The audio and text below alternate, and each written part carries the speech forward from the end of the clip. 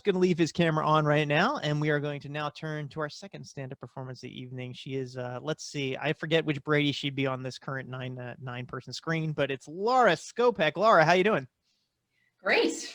All right, she's ready to go. Her microphone's working. Yes, we're starting with a round of applause. The stand-ups know how it works. Ladies and gentlemen, Laura Skopec, take it away.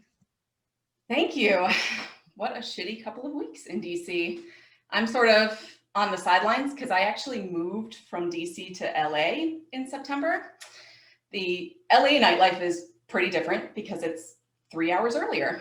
So that's great for me because I can do my favorite late night activities like watch SNL and obsess over election returns and doom scroll The End of America and still be in bed by 10. I have a 5-year-old kid, and I find it fascinating that in a lot of cities right now, the bars are open, but the schools are closed. I think we should use this opportunity to give parents a little break and let bars operate as childcare centers. Young kids are perfect for bars. They're naturally uninhibited. They always want to stay up all night, and they're all crushingly lonely. And bartenders would also make great daycare providers. They already spend most of their time listening to people whine and cleaning up bodily fluids. And when someone gets upset, they just give them a bottle to shut them up. A few weeks ago, my 5-year-old asked if he could have his girlfriends sleep over. See, perfect for bars. And I thought, finally, he's at the top of his kindergarten class in something. But no, by girlfriends, he just meant a bunch of Hot Wheels cars. I can't relate because I've never dated a toy that didn't have batteries. I also can't relate to the people who think the biggest thing that they miss right now is fine dining. Maybe it's just me, but fine dining freaks me out. It's the waiters. They're way too nice. It's like if you went to a hospital and all the nurses were super friendly and helpful and supportive, you'd be like, oh shit, I'm dying, aren't I? I'm also intimidated by the fine dining wine lists. The tasting notes, they don't make any sense to me.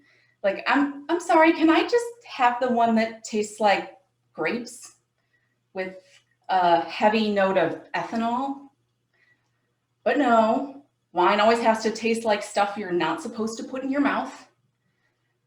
Here's a little secret. If you can taste the difference between oak and cedar, you had shitty parents. You were just running around, gnawing on furniture while your parents got high. To be fair, we are all shitty parents right now. My son has fallen so far behind on his being in public skills. We used to take him to restaurants occasionally to help him learn how to behave. Not fine dining, restaurants with ketchup on the table. Because ketchup is to kids' meals what lube is to sex. It just makes everything go down a little easier. It's also how we play my very favorite parenting game, which I call blood or ketchup. This is when you find a sticky red substance somewhere on your child's body and make him taste it and tell you if it's blood. Man, in 20 years, my kid is gonna have an excellent palate for wine. I seriously hope, though, that all of you can get back to whatever your favorite nightlife activities are soon. But ladies, if you see my son at your local bar turned daycare, be warned. Last week, he asked his teacher if she could come over so he could cook her dinner and breakfast. Yes, he is very advanced at pickup lines. Thank you for asking.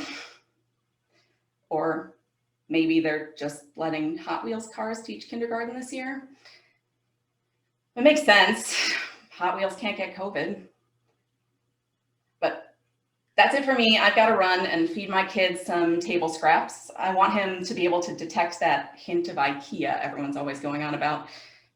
I'm Laura Skopec. Thanks. Laura Skopec, everybody. Excellent job. Excellent job. Blood or Ketchup, a game we can all play at home anytime. That's the, if nothing else, for $5, you were you've been given a new hobby, a new thing to do at the house. So thank you. Stand-up comedians, thank you for hanging out, for being the audience. We'll call you back in a little bit. Right now, you can kill your cameras.